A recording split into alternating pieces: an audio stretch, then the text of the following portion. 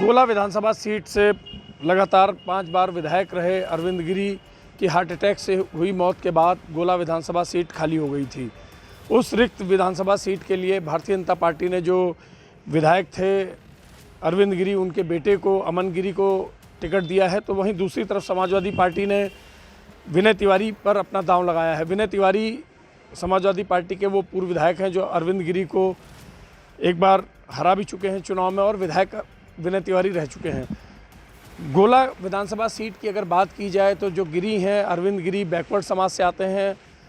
करीब 4 से 5 हज़ार वोटर है गोला में जो गिरी समाज का है। बाकी चूँकि अरविंद गिरी उस इलाके में उनका दबदबा कहा जाता है, वो इसलिए कहा जाता है चूँकि अरविंद गिरी ने समाजवादी पार्टी से अपनी शुरुआत की थी 1997 के दौर में। जब छात्र राजनीति में अरविंद गिरी थे उस वक्त उन्होंने समाजवादी पार्टी के साथ जुड़कर राजनीति की शुरुआत की थी और लगातार अरविंद गिरी बढ़ते चले गए राजनीति में और समाजवादी पार्टी से भी अरविंद गिरी का नाता रहा है। अरविंद गिरी बहुजन समाज पार्टी में भी रहे हैं।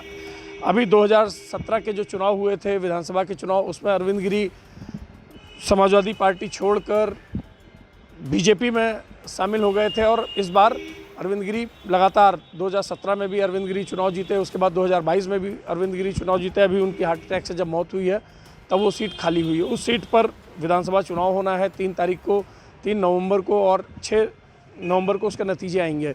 हमारे पीछे आप देख सकते हैं जिला निर्वाचन कार्यालय का ये ईवीएम का स्ट्रांग रूम है जहाँ पर ईवीएम्स रखी गई हैं। इन्हीं ईवीएम्स में जो प्रत्याशी हैं समाजवादी पार्टी के विनय तिवारी और बीजेपी के भारतीय जनता पार्टी के अमन गिरी, इन दोनों की भाग्य का फैसला यही ईवीएम जो इसमें रखे हैं इनमें लोग कैद करेंगे। उसके बाद 6 तारीख को नतीजे आएंगे।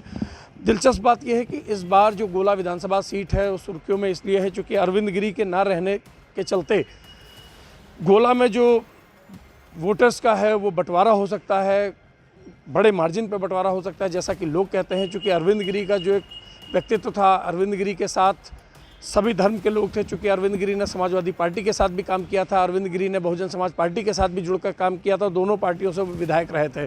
तो इस नाते अरविंद गिरी के साथ जनाधार था।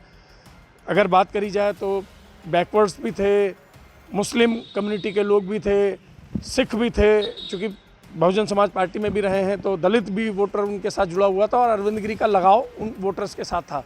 हालांकि इस बार जो चुनाव हो रहा है, उपचुनाव हो रहा है विधानसभा का, अरविंद गिरी जी के ना रहने के बाद उनका बेटा अमन गिरी मैदान में है। अब इस बार जो सूत्र बताते हैं टक्कर इस बार वहाँ कांटे की हो सकती है। चूँकि अरविंद गिरी का एक अपना व्यक्तित्व था, अरविंद गिरी का लोगों के साथ एक कनेक्शन था, लोगों के साथ उनका मिलना जुला और इतना प्रगाढ़ संबंध थे उनके कि अरविंद गिरी लोगों के साथ खड़े होते थे, वो चाहे किसी भी धर्म का हो। अरविंद गिरी के नाम से जाने जाते थे, ना कि एक कोई दल के नाम से। अरविंद गिरी बीएसपी में भी रहे तब भी चुनाव जीते, अरविंद गिरी समाजवादी पार्टी से शुरुआत की वहाँ भी चुनाव जीते, अरविंद गिरी बीजेपी के दौर में बीजेपी में भी चुनाव जीते। अब देखना ये होगा, दिलचस्प होगा कि अमन गिरी अपने पिता की उस विरासत को कितना संभाल पाएंगे और अरविंद गिरी ने जो एक बीज बोया था राजनीति का वो सबको साथ लेकर चलते थे। क्या इस बार भी अमन गिरी जो है, जो बीजेपी का नारा है सबका साथ सबका विकास, क्या करके दिखा पाएंगे? अभिषेक वर्मा, लखीमपुर खीरी, यूपी तक।